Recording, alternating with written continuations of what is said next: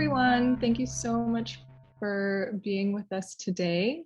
This is our first Culture Hack Content Labs, and it's so wonderful to see so many of you from all different parts of the world. My name is Yael, and I'm with Culture Hack Labs. I'm here with several of my colleagues, and we're really excited to get started.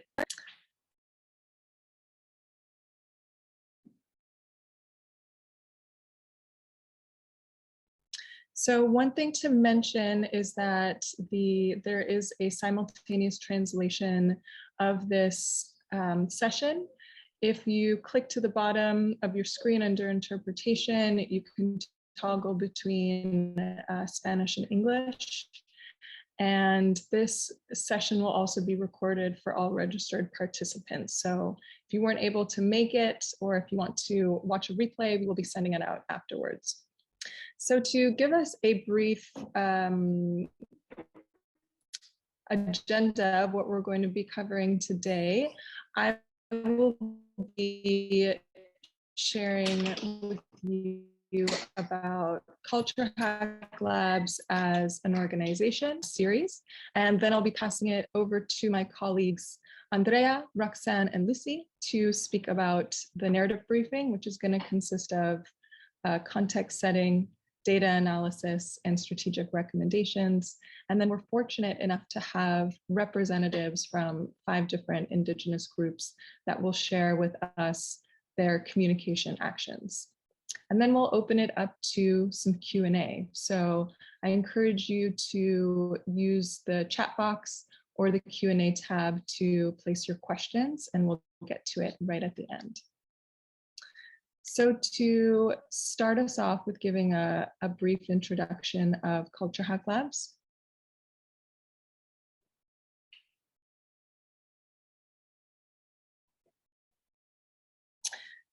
So we are collectively in a pivotal point, whether you call it the Anthropocene, the Great Transition, or the Kali Yuga.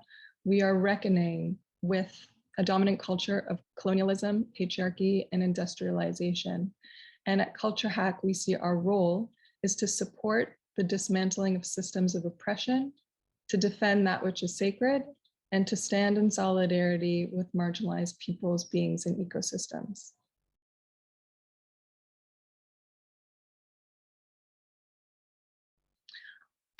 Culture Hack is a not-for-profit consultancy that supports organizations, social movements, and activists. Our mission is to change the cultural narratives that create and justify ecological breakdown, extraction, inequality, and poverty.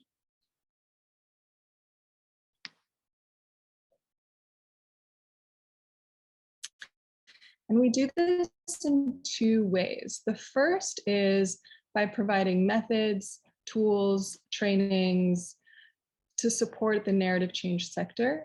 And secondly, by actively contributing to culture change work through interventions. We focus on a few areas because we believe that to change culture, we actually need to address the root causes. So we focus on areas like dismantling neoliberal capitalism, rebalancing ecosystems, ecologies, and the climate, addressing structural inequality, and supporting Indigenous resistances and other ways of knowing and being.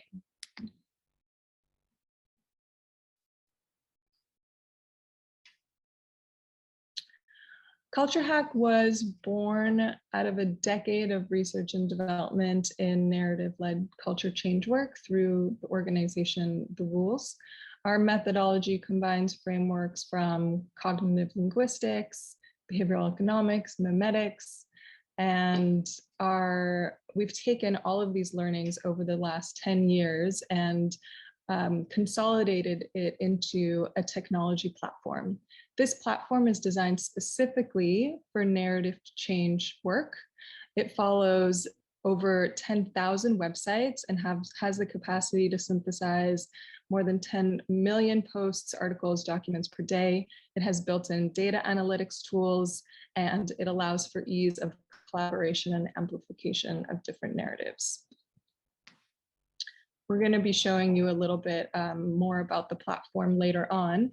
As well, our 5-step methodology allows us to use the power from this technology platform and use our methodology so we can identify the deep logics of the dominant narratives. These are often perpetuating colonial, capitalistic, and patriarchal logics. And so our approach and our methodology decolonizes the narratives and evolves them to spaces of healing, restoration, and transformation. So to share a little bit about Content Labs, this is our first Content Labs. And in these Content Labs, we are offering this data, research, insight, and communication strategies. And we're holding these Content Labs and providing narrative briefings to share our research and support and unite activists, journalists, social movements, artists, and content creators with a shared narrative. In this briefing, we are tracking an emerging narrative space that's looking at the relationship between Indigenous peoples and the climate crisis. And so in this next section, we will be sharing narratives that can be amplified in defense of cultural and ecological life in our times.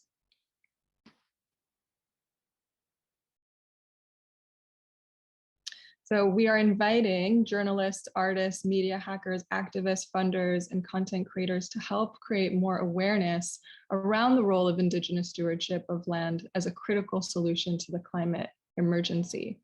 The future is a territory we must defend, and in the words of Martin Luther King, those who love peace must learn to organize as effectively as those who love war. And with that, I will pass along to my colleague, Andrea, who will give the context for the narrative briefing.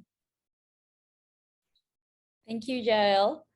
Hello, everybody. We're really happy. We're really glad that you can join this conversation. We want to thank you. And also we want to thank the panelists that we invited who participate in initiatives that we know and we celebrate for their work for narrative change. What we want to share today is some of the insights on the narrative briefing report that you're also going to be shared. And a lot of the listening that we have been doing these past years as activists, as journalists, as people that is working and investigating, and also part of Indigenous communities that are working in the defense of the land and the territory, that are working on the climate issues. And we were looking for the intersections between the conversation of the land movement in Indigenous communities, and also the intersection between the communities that are a part of the climate crisis conversation. So my name is Andrea Ixchu. I'm a Maya Quichua woman from Totonicapan in Highlands, Guatemala. And I am a part of this initiative called Culture Hack Labs. And also I want to honor all the work through these years that had been done with a lot of people that has been part of this team and have given to us their knowledge, their time, their reflections, their creativity that allow us to create and present this to all of you today. So we are going to start sharing some of the briefings that we were able to analyze and also to synthesize. What I am going to present, it's this analysis about this intersection between the conversation of Indigenous communities movements and the climate crisis conversation. So what we know now about the climate emergency is that it's widespread, rapid, and it's intensifying. And without drastic and immediate change and action that needs to be global, the warming could exceed plus 2.0 degrees Celsius. And this is for just the incoming decades. And it's something that the IPCC report tells us. And we know that our best case scenario is already bad, because going into the 1.5 degrees Celsius, we will be able to see sea level rise, heat, fires, flood, droughts, pandemics, as the one we're living right now. And that's why we need to adapt to the current crisis and its effects. is not immediate action is taken, and the change will go beyond our capacity to adapt. The current changes will last at least hundreds of thousands of years, and we are living the delayed consequences of more than a century of burning fossil fuel combined with the current emissions. So scientifically, it's proven that there's human influence in climate change. But we're questioning about the narrative that the IPCC report is bringing to us. Where is the intersectionality when the IPCC calls for human influence and this narrative that is charging the same responsibility to all of us? And what we have been researching and finding out during listening this conversation is that the 92% is a responsibility of global north. New critical studies shown that the global north, or what we call rich countries, are responsible for the 92% of the global carbon dioxide surplus emissions, while the global south pay the consequences of the whole climate crisis. Something that it's really important to say is that we are questioning this narrative that charges the whole responsibility to everybody. And we're saying that there are direct responsibles. The 1% of the rich people double the emissions of the poorest 50% of the world's population. The imposed concentration of wealth and power in few hands are driving forces of inequality and greenhouse emission, but also the effects of the crisis. And it is projected that the majority of deaths related to climate change will happen and will be in impoverished regions. So the poor people, the people that has been impoverished by these systems of oppression are going to be the first that are going to pay the consequences. We need 5 planet Earths if we continue the consumption pattern of the average North Americans. That's something that has been calculated. And in contrast, indigenous peoples have the smallest ecological footprint, which means our existence is within planetary boundaries. There is ways of existing without consuming and destroying the planet. Those few humans that influence climate change, this 1% that we were talking about, are also responsible for the ecocide and the genocide. And that's something that it's really important to highlight. 90% of the pre-colonial population was exterminated. 56 million people were exterminated in Abya Yala after the colonizers arrived. 50 million people lived lives from Africa, were enslaved and sold like commodities to fulfill the market needs. Colonization is linked to structural inequality that led us to climate crisis. And that's something really important to say. Colonialism is not just a symptom of capitalism. Capitalism and the national states are technologies of colonialism developed over time to further colonial projects. The climate change is an effect, and racism is an invention of colonialism that is sustaining this global imaginary of the globalization of colonialism that is causing and perpetrating the climate crisis. So it's something that it's really important to us to say, because that also has shown us other ways of living and existing are facing the consequences of this way of living and organizing. The 90% of the animal population was exterminated between 1970 and 2021 during the rise of the neoliberal capitalism in the Southern Hemisphere that we call Abya Yala.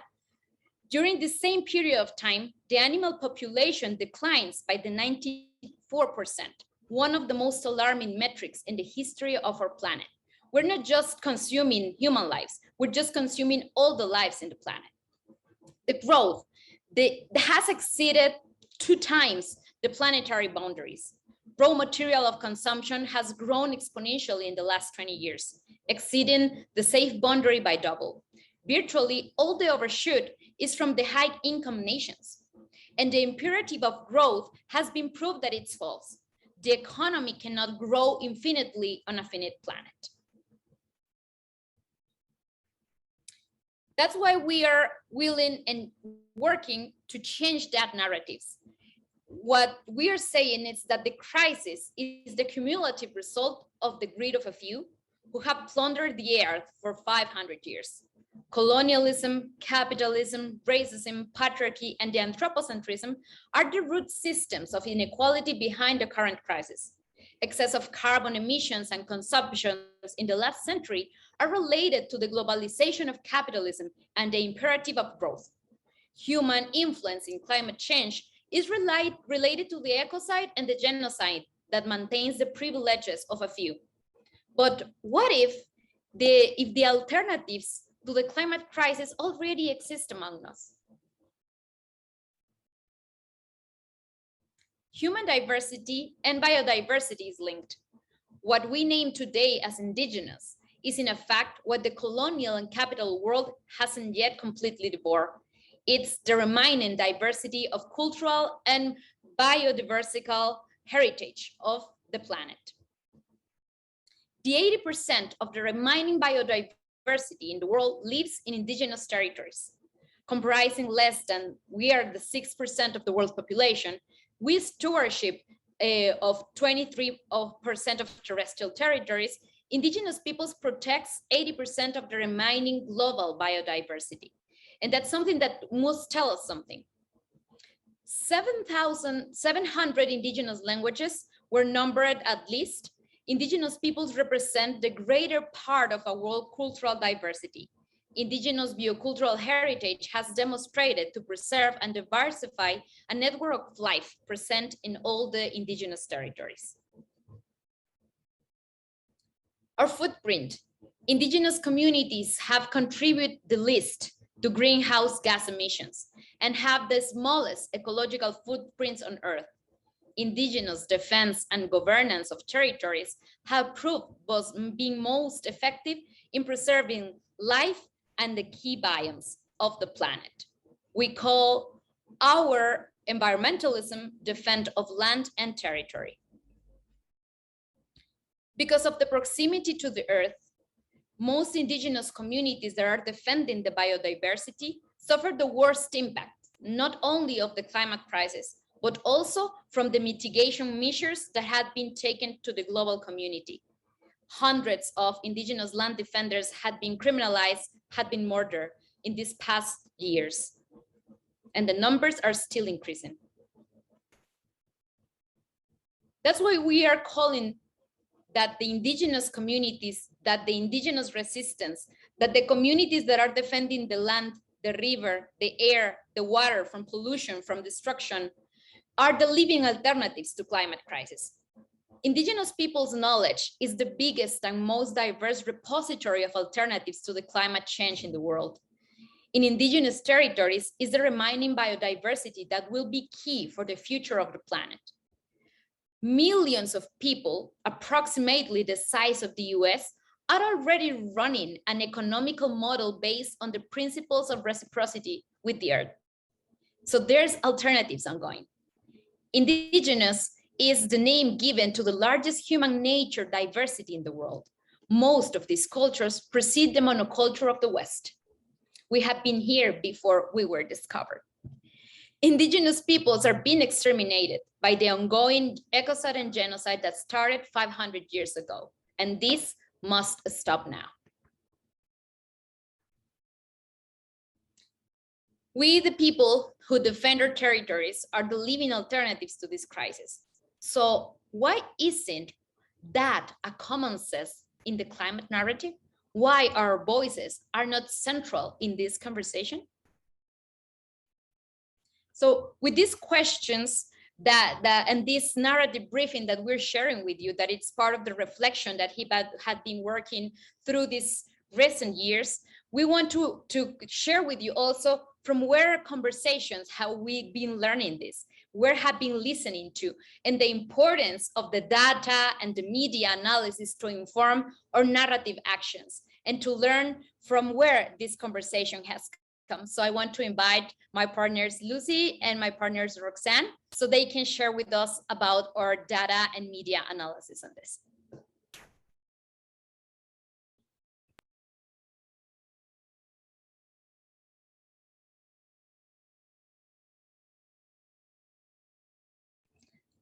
Sorry, Lucy, I guess your microphone is off. Oh, I was talking. Sorry. My name is Lucy. I am part of the team on the data analysis side, and I wanted to show you how we arrived to some of these conclusions through the data analysis and generally what we've been finding while looking at these narrative spaces. Okay, so this is a really cool model of some of the conversations that we have mapped.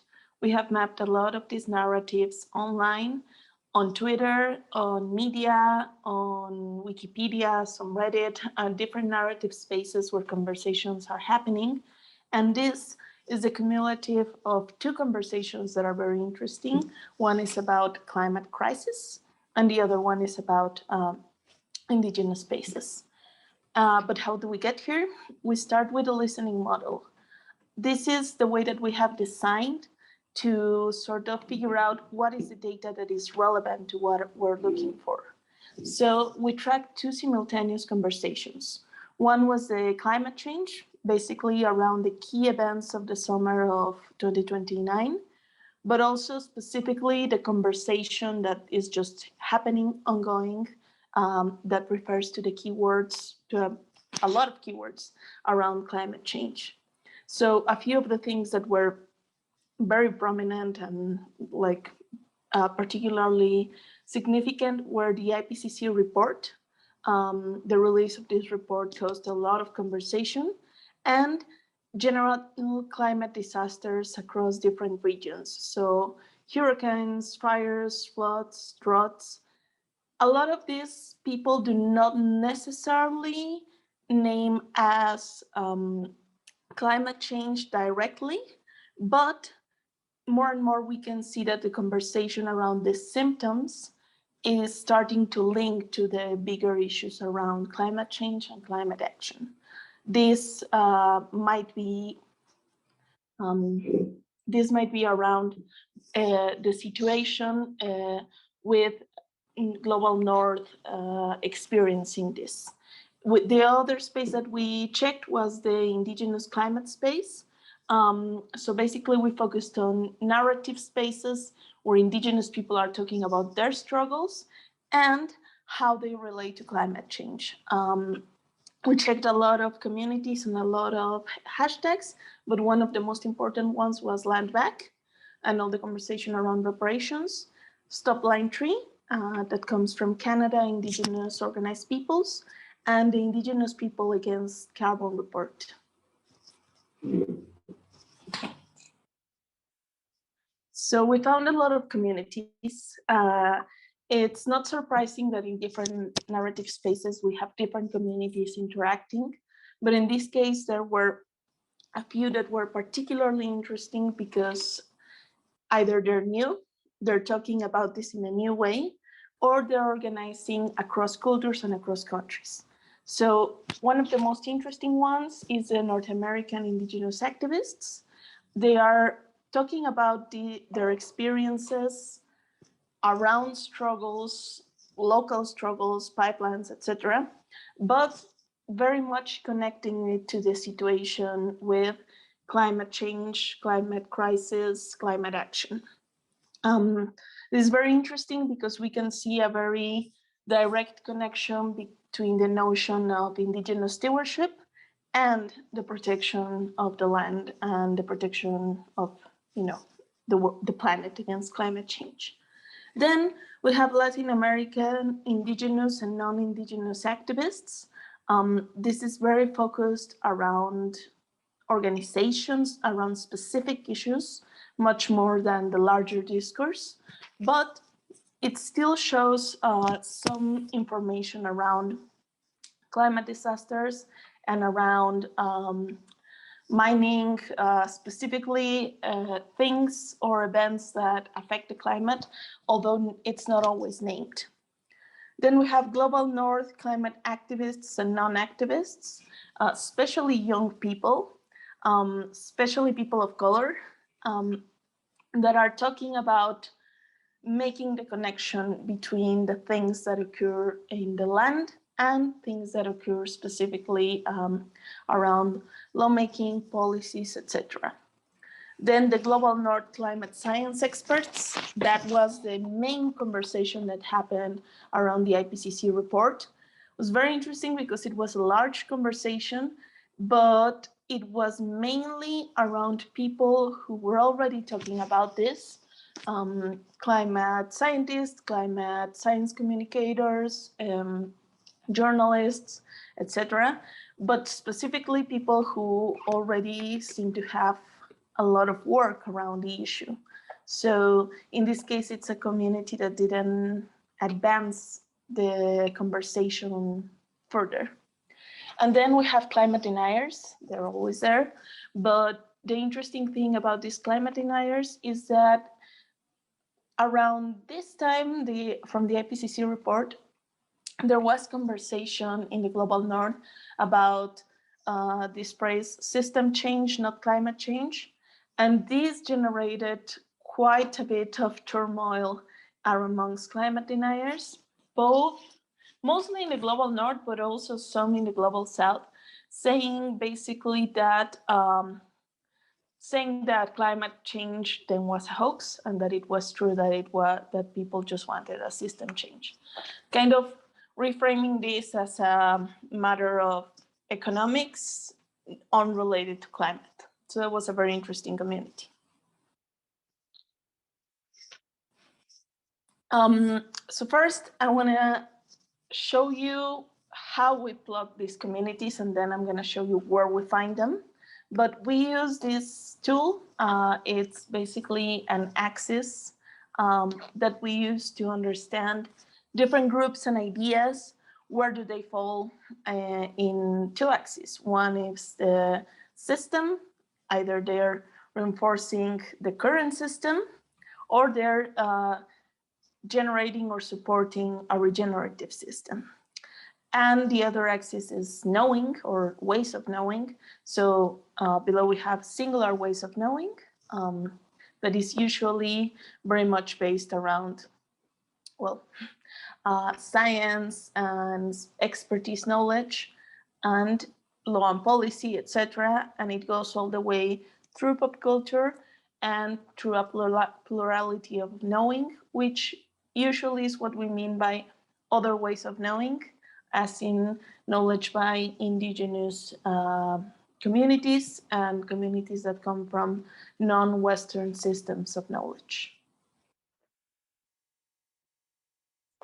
So here we can see that the climate deniers, for example, are reinforcing the system. They're doing two very interesting things in a single phrase. They're saying climate change isn't real, and we have to fight for our economic system. So that's a very potent messaging that they have. And it's interesting to understand how it comes to be. Then we have the people who are talking around the IPCC report, who mostly, they're mostly in the law and policy space. It's very technical. It's a conversation that has to do with percentages and fines and different kind of treaties, but specifically it stays in that space. Then we have our alternatives are a bit up, and we have them not exactly in the popular culture, but a little bit closer to that space. It's a space in which a lot of things are mixed, especially because we're seeing that it's very young people who are promoting this kind of conversation, this kind of change. And we consider that they're closer to talking about alternatives to the system. Maybe they're not specifically dismantling it or proposing a regenerative system, but they are closer to the alternatives. And then we have the two communities that I think are quite interesting. The first is the native spaces in the global north, basically, that are very much engaged with popular culture. It's actually very interesting because they have an amazing ways of communicating through popular culture. I don't know if you've seen these memes of Baby Yoda saying land back or Shrek, but it's young information. It's very based around how to spread a popular understanding of the link of climate change and climate action and indigenous stewardship. So that's a very interesting space. They're also closer to a space of a regenerative system. And then we have the Latin American indigenous and non-indigenous activists. They are usually closer to other ways of knowing and express very specific ways of relating to land and to land defense. But they're not so close to popular culture. Sometimes that's precisely the problem, that there's not always a possibility to connect this. But basically, this is how we find the community spot. And just a quick insight that I think it's particularly interesting. In the Global South, there is clear indigenous organization against specific struggles. We see it in land defense, we see it in struggles against mining, against a myriad of things. In the Global North, we see young climate activists, particularly indigenous. I want to stress that it's not the same conversation that non-indigenous and indigenous young climate activists are having. So we have young climate activists, particularly indigenous, that are linking climate change to the systems of oppression. So these two narrative spaces are fairly interesting because one is focusing much more on organization, and the other is focusing much more on connecting struggles through narrative. That would be all from me. Thank you, Lucy. So hi, everyone. I'm Roxanne. I'm also part of the data analysis team, and I will be talking about the frames we've identified in our data research. So I guess from what Lucy was talking, there's another way to look at the data that she just presented, and is to look at the frames. The frames are basically how the communities that we just saw are talking about climate change. And we were interested in seeing how and how closely or not they were to the frames that indigenous land defenders are pushing for, which is the living alternatives, that land defenders represent living alternatives to the climate collapse. So as you can see on the screen, we found a list of 9 frames, some of them that Lucy already mentioned when talking about the communities. Each of these frames, they rest on their own logic, and they also take up a space in varying degrees in the narrative space, which is what we mean by power in the third column. So maybe a note in passing that this is a brief summary of our frame analysis and as well as the community analysis, but we will be sharing with you all a more detailed report of this information that will be ready on Monday. So just know that these are the key highlights. So now presenting a bit about the frames. So the first 5 frames, land defenders, reparation, indigenous rights, self-governance, and living alternatives, they all have a relatively important presence in the narrative space. They are the frames, important to mention, that are voiced by activists and indigenous communities, both in the Global North and in the Global South. This is where we found the voices from the Global South, because you will see the other frames are mostly in the Global North, because the biggest communities that take up the space in the narrative space are from the Global North. The first frame is the frame of land defenders. And according to this frame, through their defense of the land, indigenous land defenders are protecting the ecosystem, the planet, and therefore they're protecting life. The second frame is the frame of reparation. Interestingly, this is a frame pushed by indigenous leaders and activists in the Global South and the Global North. They are asking for justice for the crimes committed by former colonial powers and the governments that succeeded them. The third frame revolves around indigenous rights So meaning indigenous rights are also life rights because indigenous people protect life. So essentially, it's like saying when you commit a crime against indigenous people, you commit a crime against life. And then the fourth frame of self-autonomy and self-determination of indigenous people.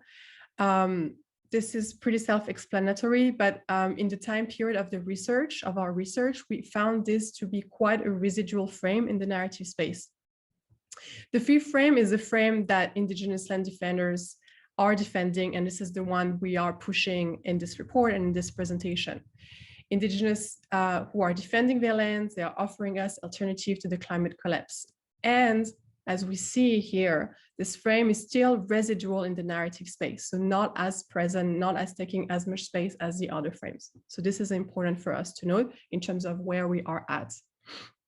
And then the next three frames, as I was telling you, these are global north frames. They are the most visible communities. They are the most visible frames pushed by the most visible and biggest communities in the narrative space.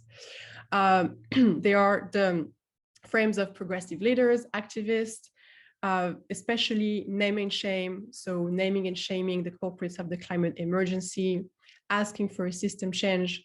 These are the young activists that Lucy was talking about that are connecting the systems of oppression, indigenous struggles, and the climate crisis.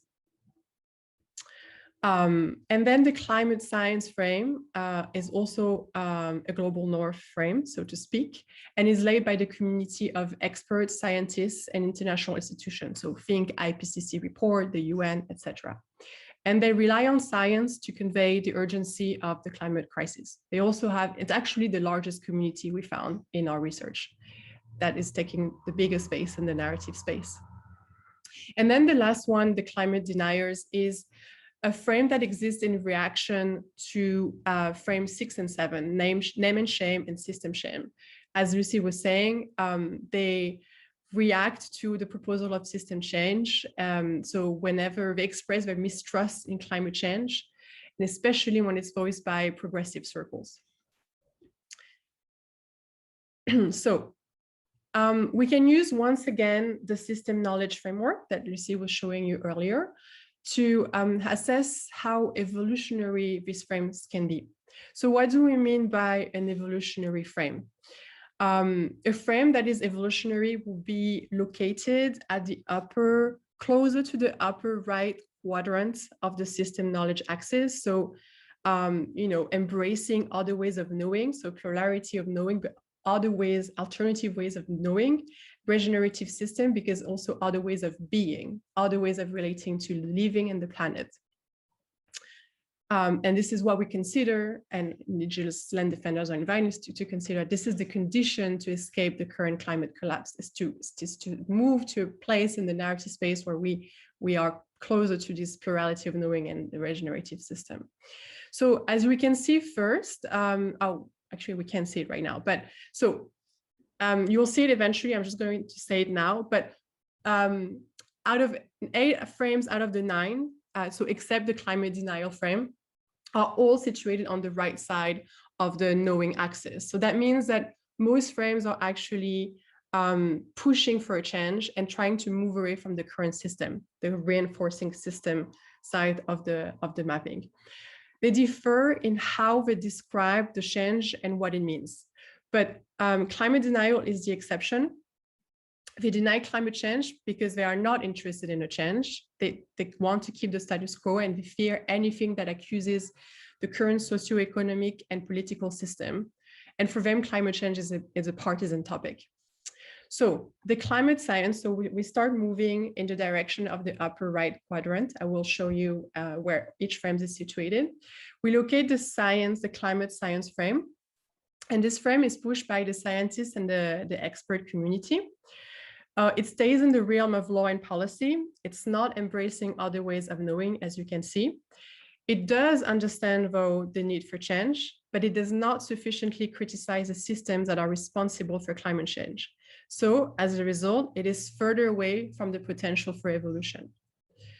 And then we have the 2 frames sort of pushed by progressive circles in the global north, this young activist community, mostly women, mostly BIPOC, the name and shame, the system change.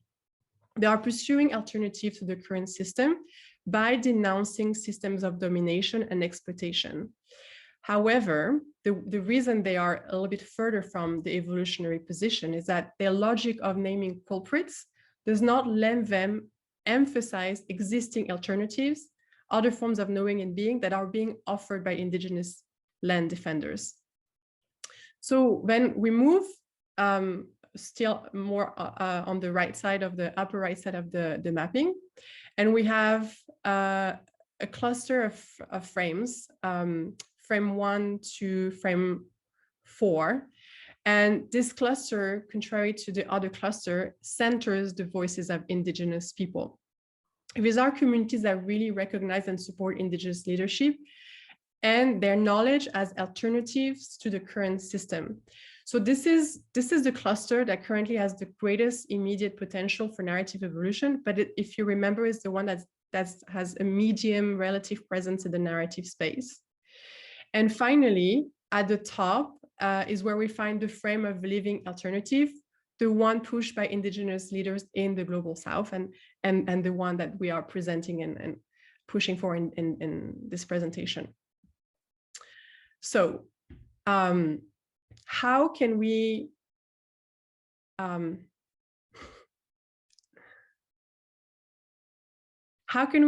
the living alternative frame, the one that was situated at the upper right quadrant, and the one that is the most evolutionary frame, the frame that is pushed by indigenous land defender?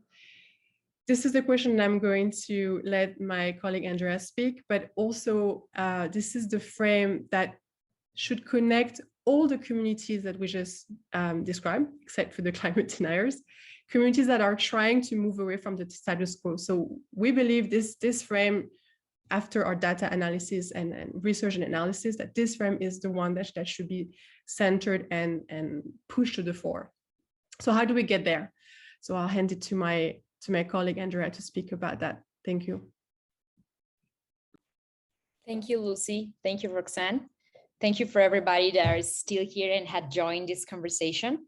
Well, we want to share with you also some of the takeaways for communication strategies and leverage the power and influence of the almost there and the just there people, like as my partners shows you in these graphics. It's really important that through the frame living alternatives, the frame that connect all communities and solidify the notion that solutions are already present that are within indigenous communities who are defending their land, culture, and existence. And it's really important for us to highlight this and to say that this analysis also comes from in understanding the climate emergency as a consequences, not just as a disease. Tell the story of this climate crisis as a symptom, not as the disease, as we were sharing about the other systems of oppressions that are causing this crisis. Intersectional storytelling, it's really urgent and important of the climate crisis, and to name the structural inequalities on it, and name the responsibilities proportional to the privileges. So that's something that it's really important on this narrative briefing that we want to share with you as a part of the narratives that we are calling to talk about the climate crisis. Also, it's really important to name the machine of extermination, name the genocide, the past and the present, because they are related with the current crisis. Name the ecocide, the past and present, because it's related with the climate crisis. Climate justice for indigenous peoples is equal stop extermination of the living alternatives. And it's really important to abolish the structural inequalities. When we talk about climate justice, we talk about ending colonialism, ending patriarchy, ending capitalism, ending racism. So that's really important because those are the machines that are feeding the extermination of the indigenous communities and the living alternatives of the climate crisis. It's really important also to highlight and name the diversity of indigenous land defenders tell their crisis from their own perspectives, putting their voices at the center of this conversation, amplify the indigenous voices and their epistemologies, their ways of understanding, their knowledges, their science. Don't be an intermediary. That's really important. Visibilize actions in defense of life and territory as living alternatives to the climate crisis.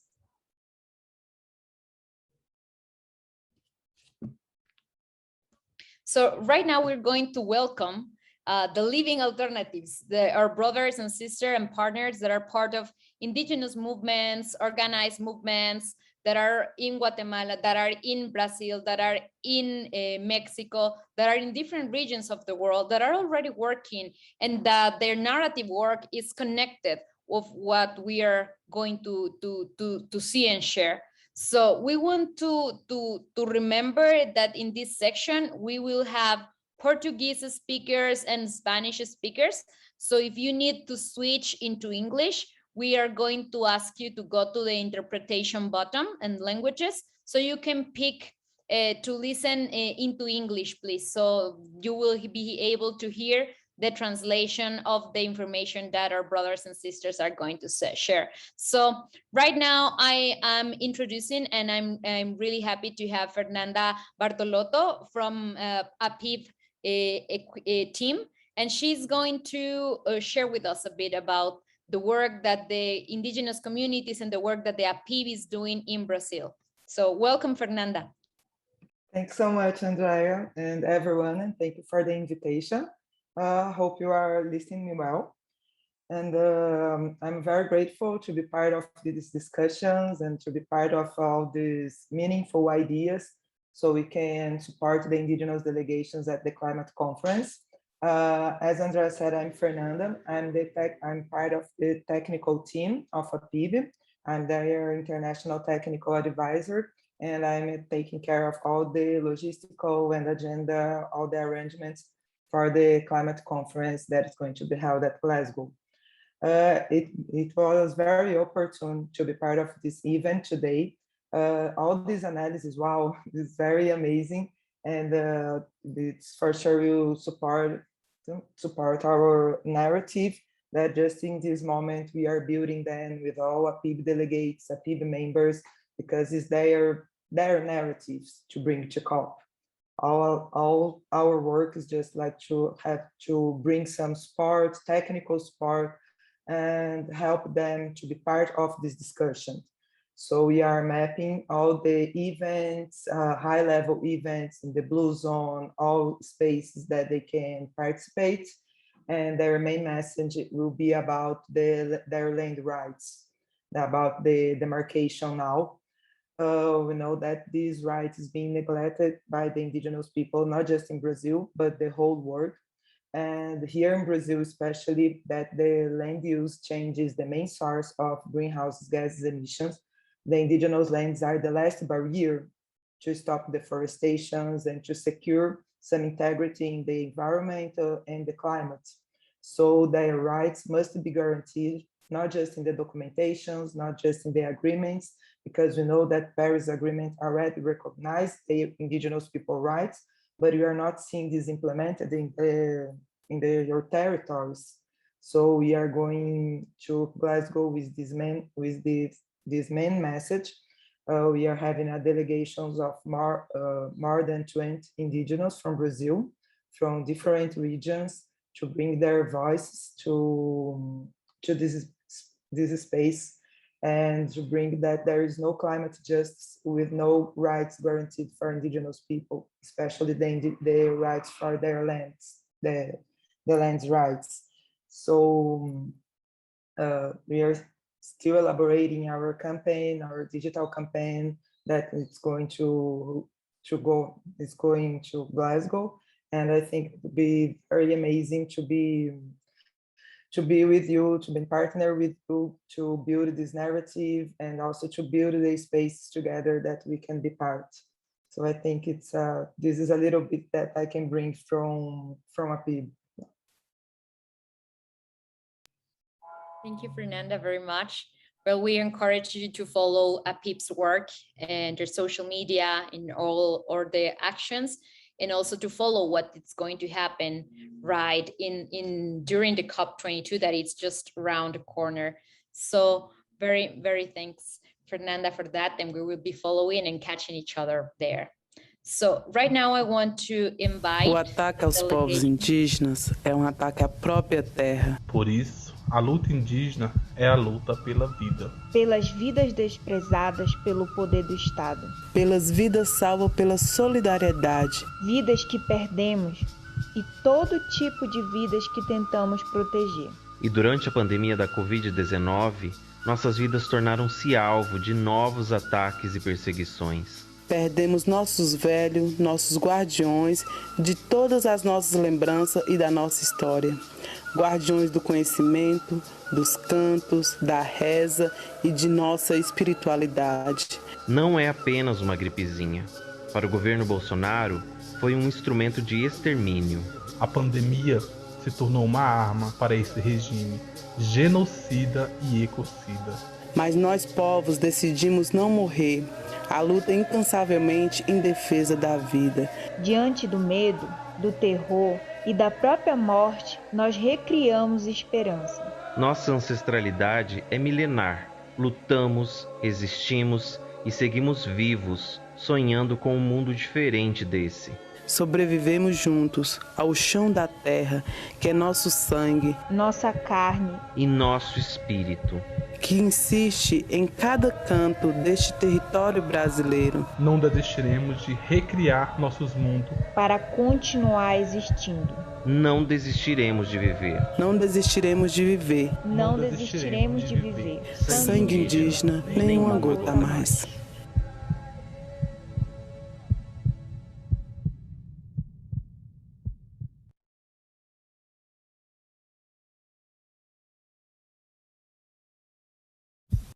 O ataque aos povos indígenas é um ataque.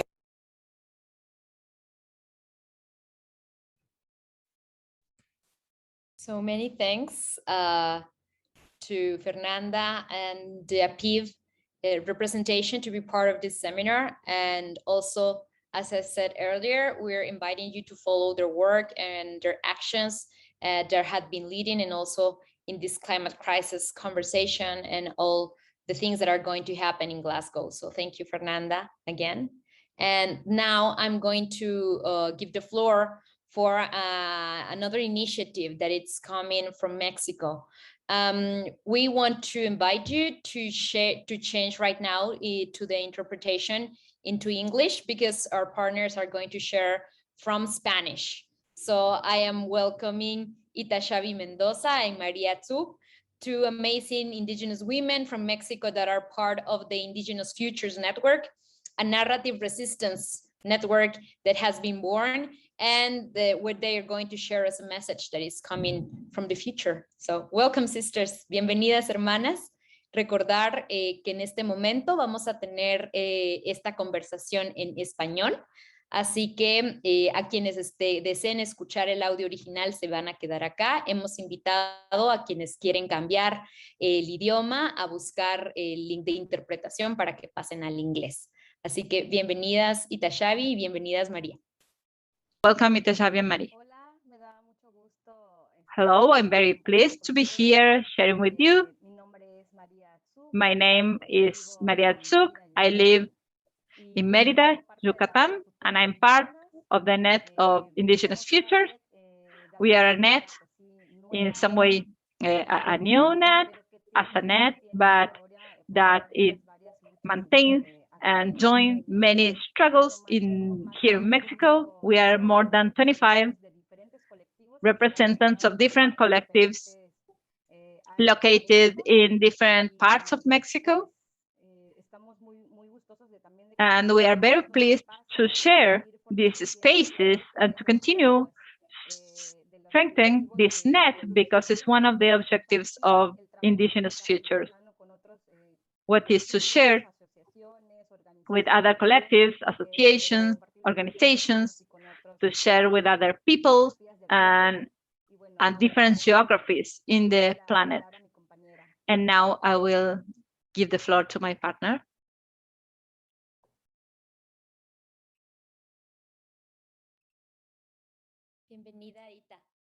Welcome, Ita.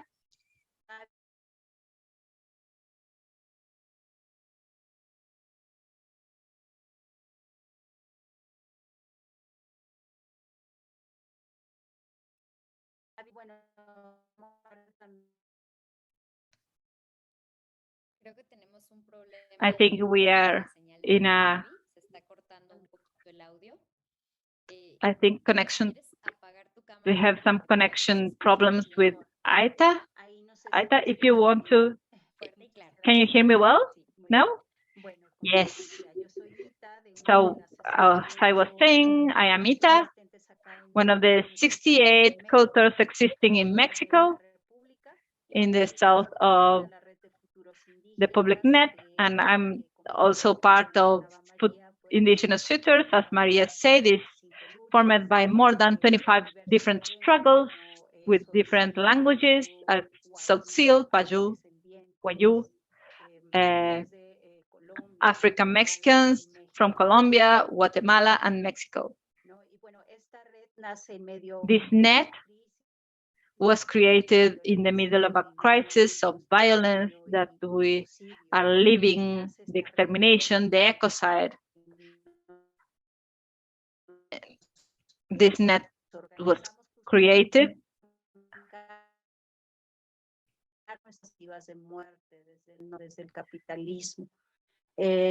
in a context of death from the capitalism.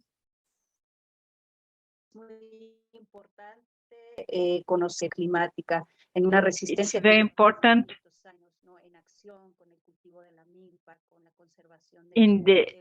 we are in action for more than 500 years.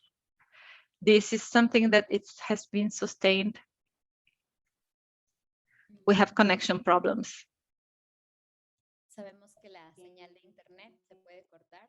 We know that internet signals.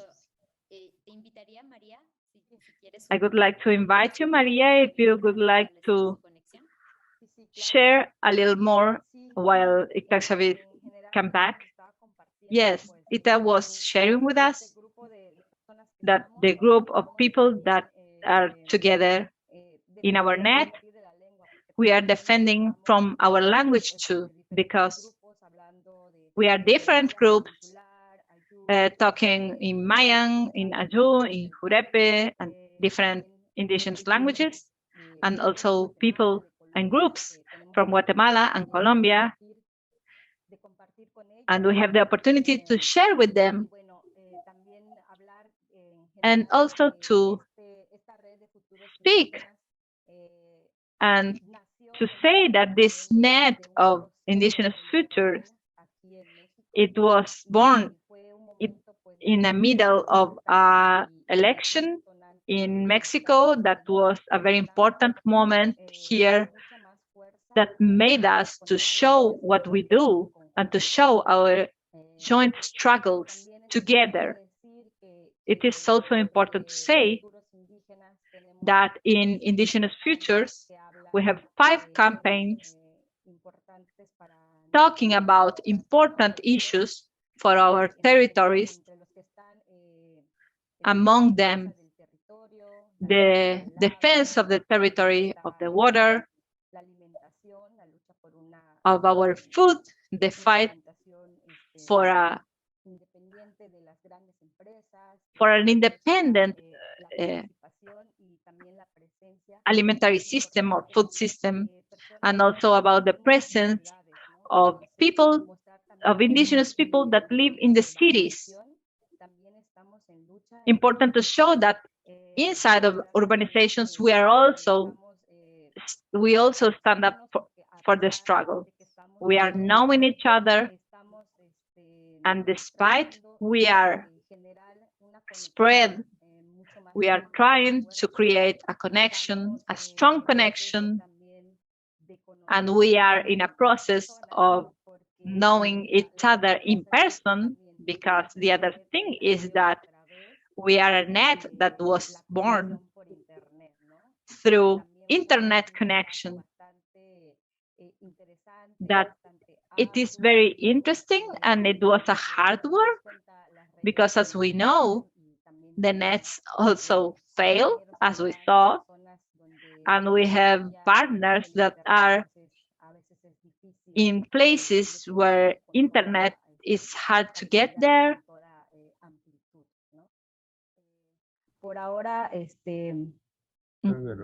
Now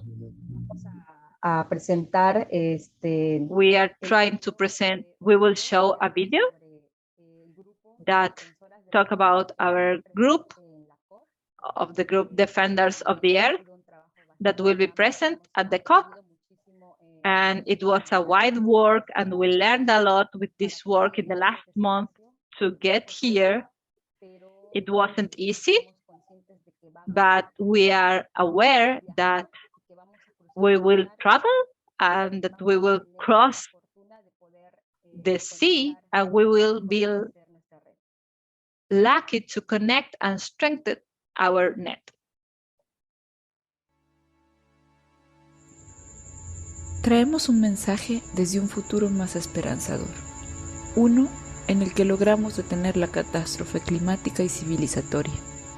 La solución no fueron los viajes espaciales y la colonización de otros planetas. No fueron las grandes negociaciones entre los poderosos, sino la organización de abajo, los que estamos cerquita de la Tierra. No fue fácil, pero fue posible.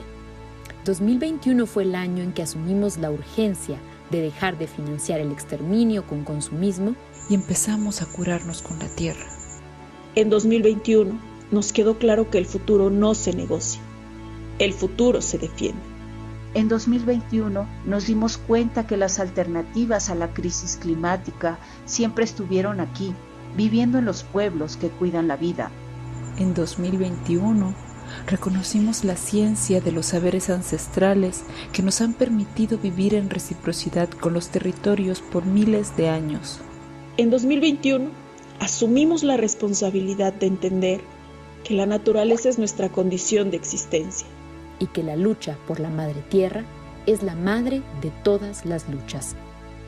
En noviembre de 2021, una delegación indígena de defensores de la tierra asistiremos a la COP26 en Reino Unido. Para sembrar otras narrativas sobre el cambio climático. En tiempos de pandemia, ecocidio y genocidio, es urgente reconocer a los pueblos indígenas que defienden el 80% de la biodiversidad restante en el planeta como alternativas vivas a la crisis climática. Súmate al fondeo colectivo para costear los gastos de la Delegación Defensores de la Tierra a la COP26. Te invitamos a ser parte de este viaje desde el futuro. Dona, difunde y denuncia.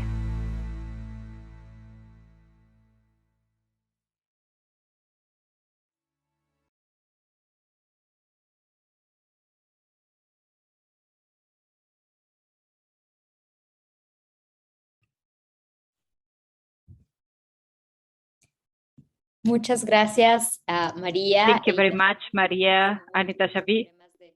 We know that they had some connectivity problems to share more, but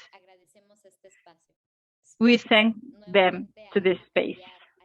We will change to English too, so if you are listening in Spanish, we invite you to change to the interpretation in Spanish, and we will continue with a presentation in English. So we're switching back to English. This is the possibility that the amazing people that are doing translation. So we want to say thank you again to Patricia Peuchagut, who is supporting us today with the translation process.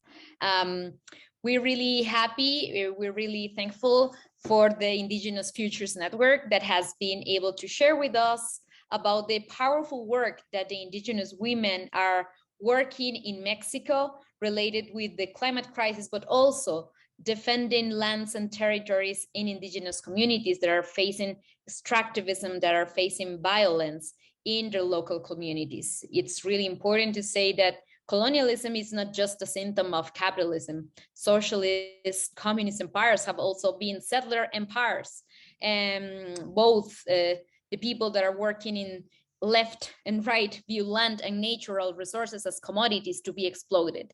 And in the first instance by capitalists for personal gain, and in the second for the good of all.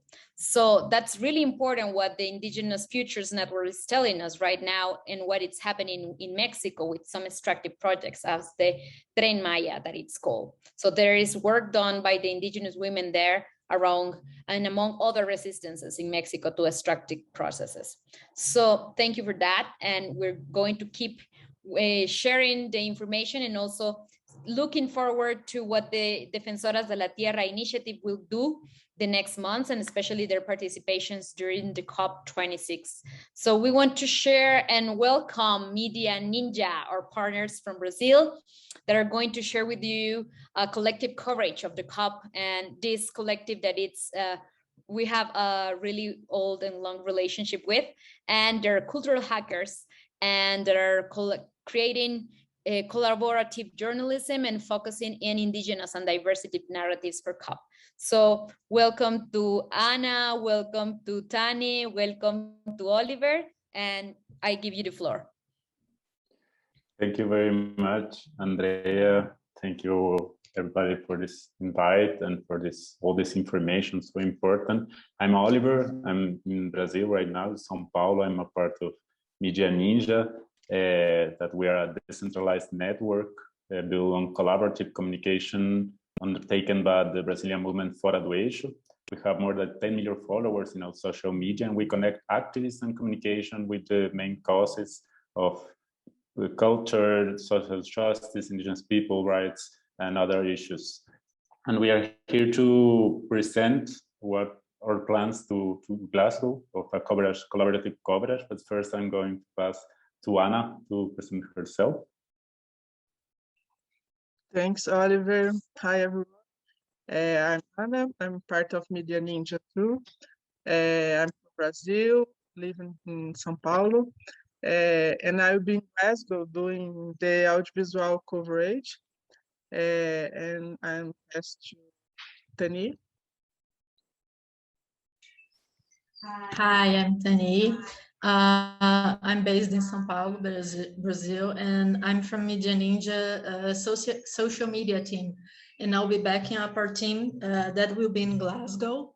And also I'm helping from Brazil on the online dynamics of the online collaborative coverage. And back to Oliver to present it. Thank you. If you could liberate me to share, great. I think that now I'm going to be able. Just a second.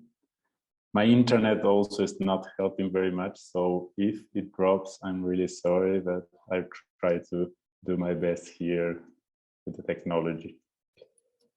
So Media Ninja we build a little quick guide of our proposal to take to Glasgow, that it's a collaborative coverage. And the collaborative coverage is the idea of producing an exercise, a multimedia exercise, where various people, various persons from different areas come together and cover an event collectively, mainly to get several points of view and mix and build that mosaic of diverse voices. And that's very important for us. That's part of our history. As I said, Fora do Eixo is our origin.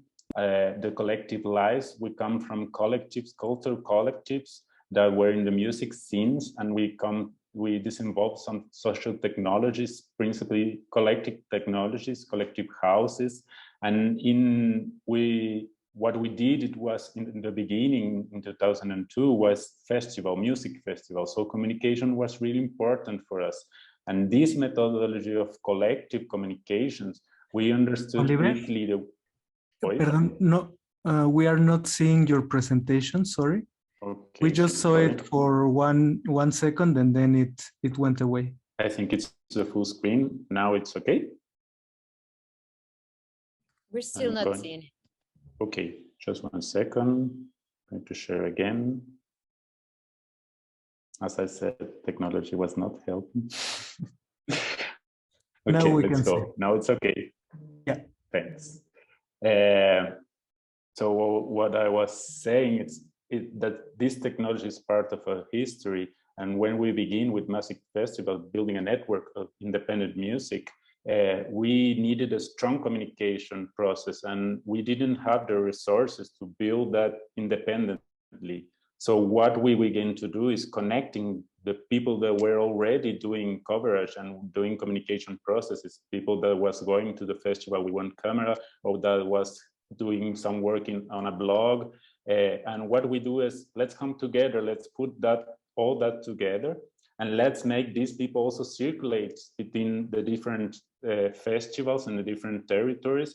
We are talking about a network of festivals that had 200 festivals in all around Brazil.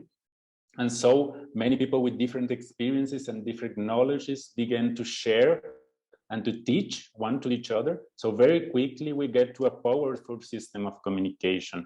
And with that technology of communication in 2013, we founded Media Ninja, because what we did is we took this system of communication that came from culture to the streets, to dialogue with social movements, to dialogue with the fights.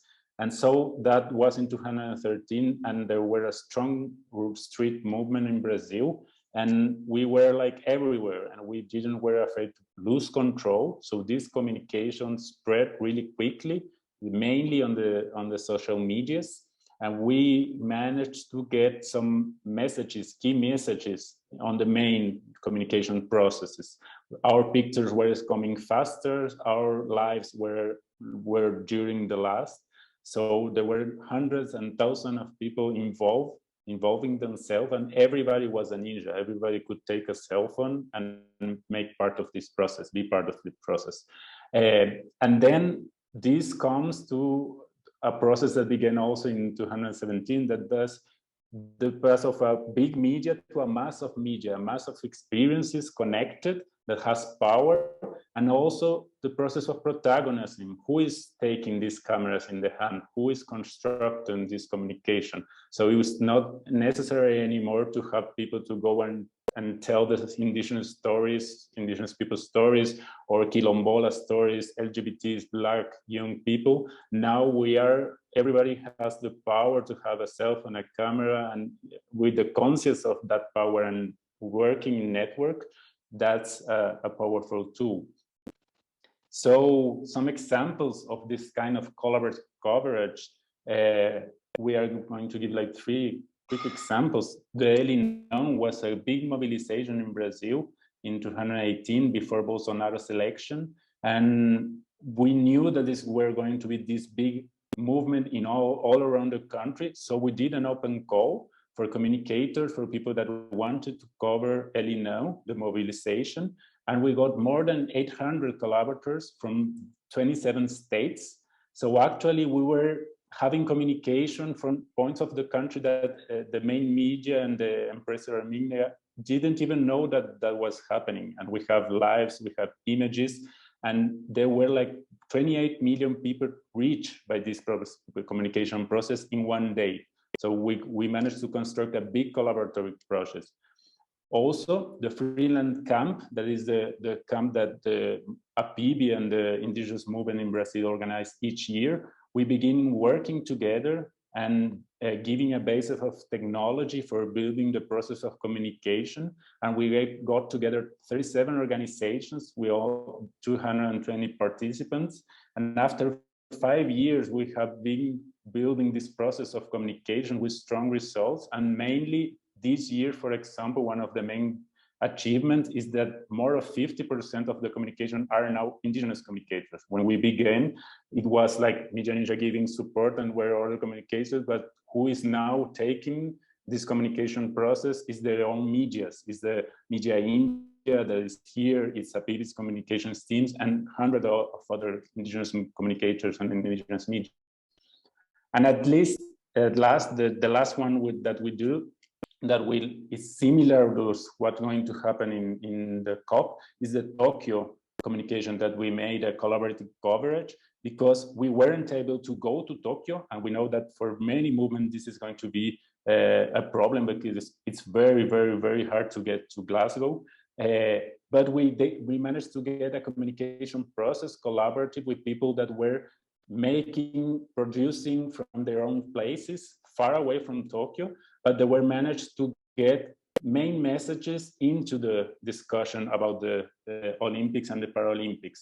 So we got a discussion that we give more protagonism to women, to LGBTs, to diversity, to peripheral athletes and peripheral people. So that was a big goal.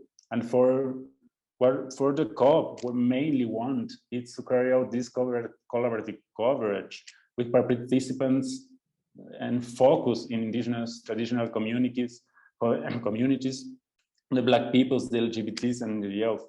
So this is our main focus, and in alliance with social movement mainly. So this is the kind of images that we're living every day in Brazil, and is the kind of fight that we're taking to Glasgow. And our main focus is the climate and social justice. And we always have this technology of hacking and combining. So we are thinking, for example, that this is our fight too, or Mother Earth is the mother of all fights, of Sonia Guajajara's, combining to the blah, blah, blah, to how dare you, for example, of Greta, to that provocation to the powers. So to talk about the collaborative, very quickly about the collaborative coverage process, it's a simple process, and we want to take it simple, to let it simple, of connecting, building protocols, and communicating. So we are opening this process. So we launch an open call in a collaborative coverage with a simple form that's very easy to be a part. Then we put everybody together. Usually we made it in presential meetings, and now we are having presential and virtual meetings days before the event. Then we open a Telegram chat that is going to be our main space, where everybody is going to send pictures, videos, text, and different communications products. And it's very important that we have people that are caring for that dynamic, because the dynamic there is going to be like a 200 and 300 participation chat with many people from different parts of the world and different languages and different spaces. So it would be very important to have these community managers, is what we call that, the people that are caring for the dynamic, but mainly to get it organized. So we set clear guidelines, and we tell how to share the content, so it's easy to find and it's easy to have. And also one important thing is that every media and movement that get involved is free to invest the energy and possibilities they have. We don't have like maybe it's one media that is producing every day, maybe one media or one movement sends one content at the end of the process. So there's no one a need of that. Everybody do the same. And also the Creative Commons logic, but because all the content that we'll be sharing in the chat will be spread, and that's our idea, that the content goes and spread and occupy all the medias and different medias. There's not going to be only one channel. We're always going to give the appropriate credit, but it's a Creative Commons logic. For last, we will choose a hashtag to unify, and we are proposing this one, COPCollab26, to unify also strategies on the social media. And also we will have a phrase to indicate that we're together doing this, that we're part of something bigger. So this will be a little calendar that we mounted, and we highlight in yellow the next step, that it's going to be the 21 October. As a part of Amazon Emergencies, that are an international event that we are doing online, we're going to have a meeting to discuss these strategies and to build together the way we will work. And we are inviting everybody here and everyone that wants to be a part to join us and to be together in this collaborative process of communication. So thank you very much. Sorry for the technical problems. And if you want to have more information, I'm going to let my email in the chat, and Tani also. And it's open also if you want to give some question and the Q&A, we are open to answer. Thank you very much, Oliver. Thank you for the Ninja team for their work, and especially we're going to follow this collaborative coverage of the COP26. And also we're inviting, if you're going to the COP and you want to share, you can join, you can contact Oliver, you can contact the people in Media Ninja. So many thank you for that. And I'm going to follow with the presentation of an initiative that I'm working with, that it's called Cuda Terra. It's an initiative that it's a global gathering of Indigenous women. We gather every year since last year to talk about the ways that Indigenous women had found to heal our bodies, our spirits, our territories. Indigenous women know the importance of healing our bodies, our territories, individually and collectively, because we're the ones that sow corn and rebellion. We raise our voices and our languages. We defend forests, lakes, mountains, meadows. We're the ones that make decisions about our bodies and reproduce life. So this year, we're building this project, this global gathering that is going to be also occurring during the COP. And then also we're going to have a global gathering assembly, a virtual gathering in December. So what we're going to share with you also is that for this past year, we have been working in this research process with Indigenous women in Guatemala. And in this documentary process, we have been also researching, listening on the climate crisis conversation. How do Indigenous women heal their bodies, their territories, their spirits in times of climate crisis? This is the question that drives us, that it's mobilizing this Cuda Terra encounter. So we speak in Guatemala with three amazing Mayan women, Telma Cabrera, Maggie Garcia, and Maria Kukchok. Three amazing women that with their work, their testimonies, their lives show us how these alternatives to the climate crisis already exists. And also share with us, how do they heal their territories? How do they heal their bodies? How do they heal their spirits in these times of extermination, in these times of genocide and ecocide? So what we do found is reflected in three short documentaries that it's called Cuda Terra, that you can already found if you go to cudaterra.org. You can see them. They have English and Portuguese translations. And in the testimonies of these women, we have found the relationship between extractivism, profit, capitalism, national states, and also what are the Indigenous communities doing to resist this oppression and how they are imagining the future. And also having the linkage in this research about the structural violence that it's called the extractivism model in the global south, and how there are direct repercussions on this model over the effects that are causing the climate crisis. So we're sharing with you these three documentaries that it's called Cuda Terra. You can saw them online. They're available to download, to watch them everywhere. And also we're going to have event in the November 10th in the Contemporary Center of Arts in Glasgow, where we're going to have a public panel where we're going to gather Indigenous women from different regions of the world that are going to actually be participating in some of the COP activities, because we want to listen and to have a presential panel and a conversation there in that space, to hear and to listen from the Indigenous women's perspective, what their work, what are the strategies, how they're healing their bodies, their territories. And also, we're going to invite to a virtual gathering, an assembly of Indigenous women that are going to occur in December the 11th. So we can talk with more Indigenous women and also to do a reflection after the COP, and also to strategize on how to keep on going and growing this conversation and put the voices of Indigenous women at the center of this conversation.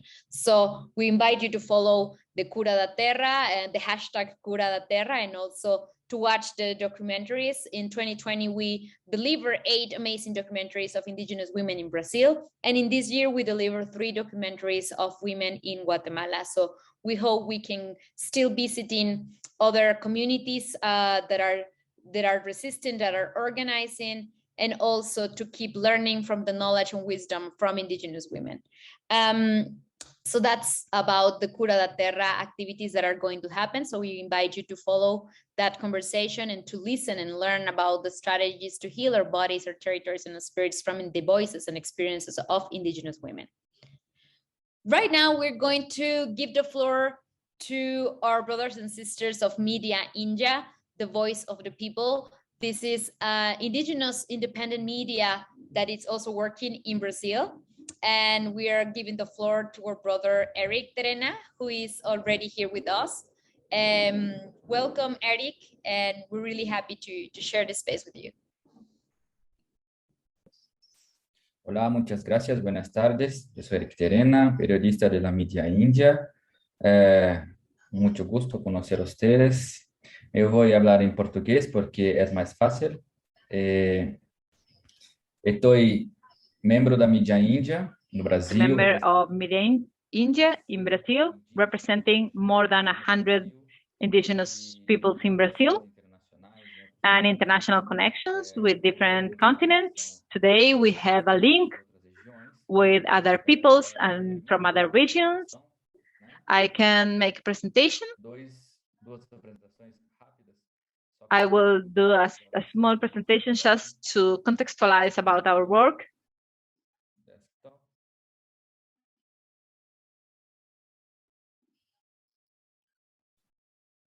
E hoje a gente representa, né,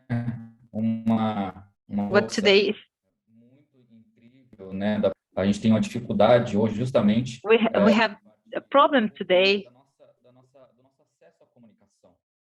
to have access to communication, and this is very complicated. I will have a problem in my notebook. I will need to leave and log in again.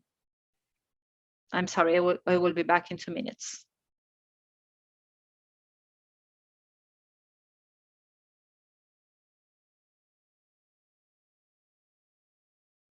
So we will be having English translation. If you need to switch and to listen into English, we invite you to go to the interpretation button and to select English so you can hear. And thanks again to Patricia for her support during this translation process. Olá, perdão. Hi, sorry.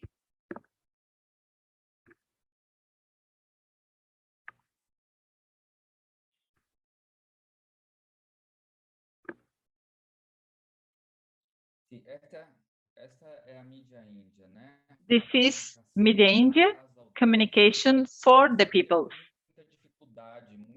We always have difficulties and we are silenced in Brazil because of the difficult access to communication from always. That's why Media India was born in a period where the territorial struggle and our remain in our territories, in our traditional territories, are harder and harder, especially in the past years. And first we start speaking about our needs, our issues to the outside, and then we started to support some organizations as the Articulation of Indigenous Peoples of Brazil. I am member of the Povo Terena Council in Mato Grosso do Sul, and we support Media India, but we also support indigenous peoples in the southwest, in the south, and also in the Amazon region, and the Guarani peoples in the southeast region. And also today, Media India is meeting with other organizations. A long time ago, there were not indigenous working in this kind of organization as producing films, movies, and coverings of some kinds of actions. And today we are following all these agendas, and we have weekly meetings where there are proposals elaborated, digital and face-to-face, and we elaborate meetings together with the National Congress,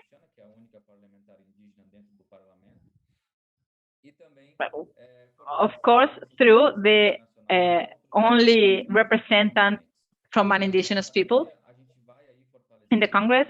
And every day we are strengthening our organization, our indigenous organization, and we feel that every day the problem in Brazil is not only of the indigenous peoples in Brazil, but it also hurts populations in Europe, in other places of Latin America and North America, because of the impact of the invasions and the deforestation, and it impacts directly to the well-being of people in other parts of the world. And this is known as climate change and how they affect our day-to-day life. We have indigenous designers that work with art and production for the outside to denunciate what happens in the communities, and also for the inside, like working in our mother tongue. We are more than 300 peoples in Brazil, and we all have different languages. And by having more than 150 people's representatives in our world, and we can cover in real time all the activity which is transmitted in our social media, and we have a team that follows closely all the mobilizations and actions. We have people editing contents and publishing in the media. And at the end, we give all the material to our leaders in their own territories to strengthen all the communications material we have to strengthen them in the territories. We led several campaigns in Brazil.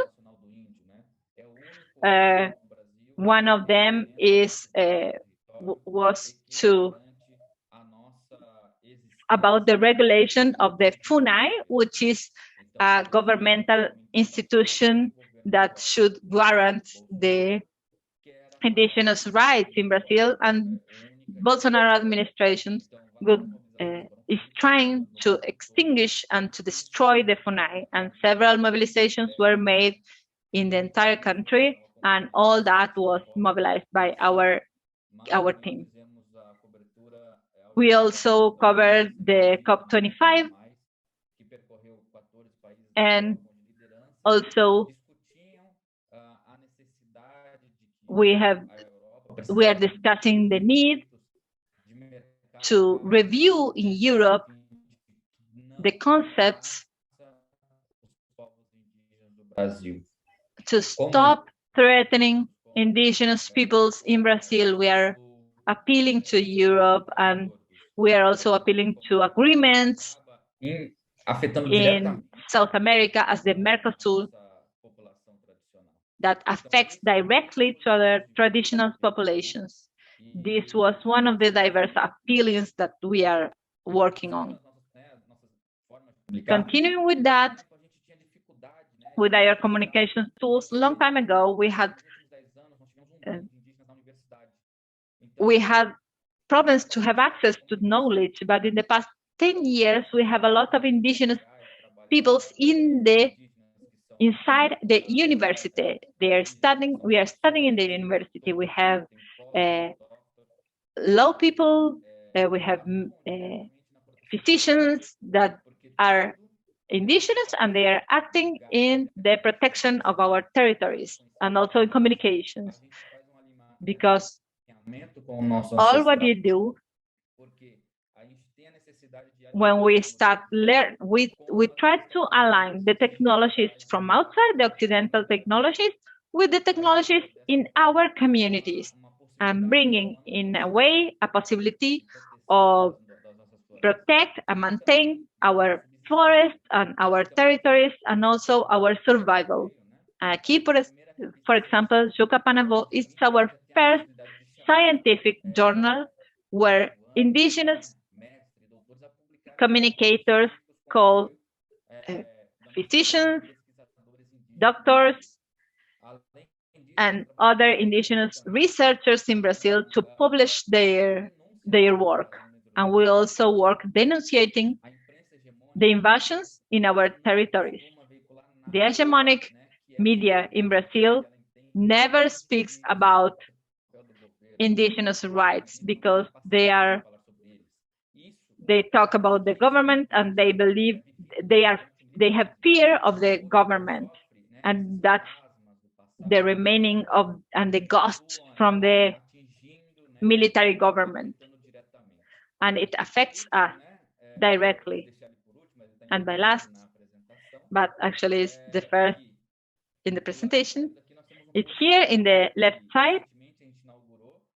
We created a podcast in the camp Fight for Life, Luta pela Vida, and every day we discuss about the issues and we bring the digital knowledge also to our communities.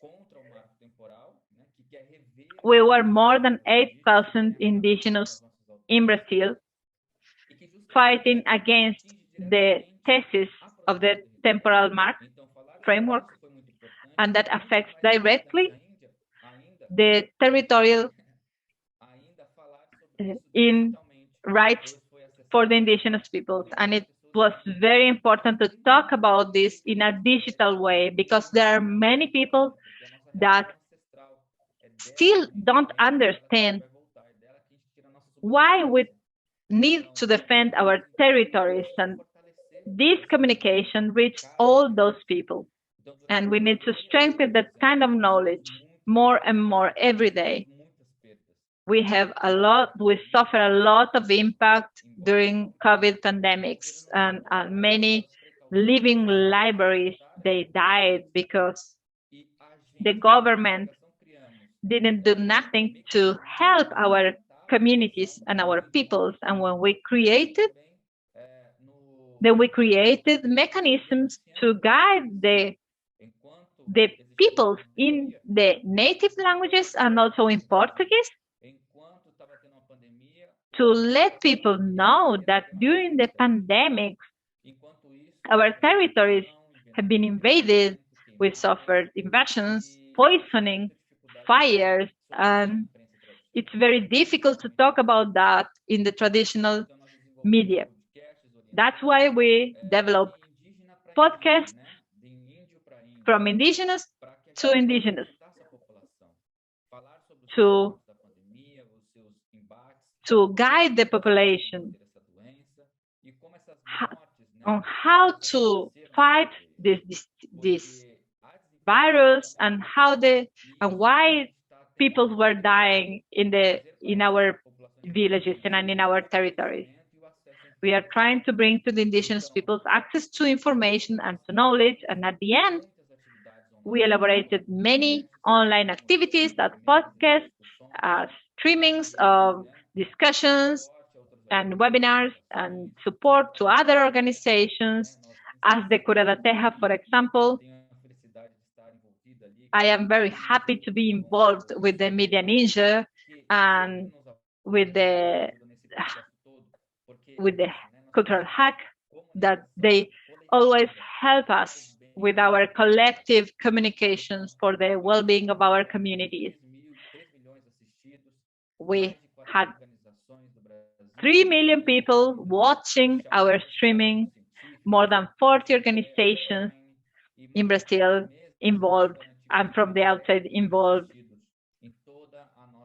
And we had more than 10 million people watching in our net. We are also working with this Media Ninja website. We have some issues with technology because many of the people in our team is still inside the territories and have difficulties to have access to the information and to the technology. And we are also working in the training of the people at the territories, because we will not have other opportunities to combat this silencing that we are suffering or facing today. This is our opportunity. Thank you very much. Muchas gracias, Eric. Muito obrigado, Eric. Thank you very much to the amazing panelists, the people that join us and share their experiences, their work, and especially the powerful work that Media India is doing, like putting indigenous narratives right in the media, in the internet. It's in these ways of indigenous and communication collective processes that the children, women, elders participates in their communities, in their neighborhoods, and this participation allows to tell our own stories from our diversity, to reflect about the struggles, the troubles and difficulties that we're facing, but also to celebrate our existence. And that's really important to do it in our own languages, in our own ways of communicating and exist. So thank you very much for this. And thank you to you that stay with us until this. Thank you, Andrea. Just to close us out, as we approach COP26 and there is a tidal wave of communication, the call to action is to center and amplify the voices of the Indigenous people. You saw several different communication actions today, as well as if you are creating your own content, using a shared narrative to unify our voices. As well, what you can expect next from Culture Hack, we will be sending through this presentation with links to the different groups that shared today, as well as the recording. In addition, we will be sending through a more detailed report with data, research, communication strategies, essentially a communications briefing for COP26 to support you in your communication work.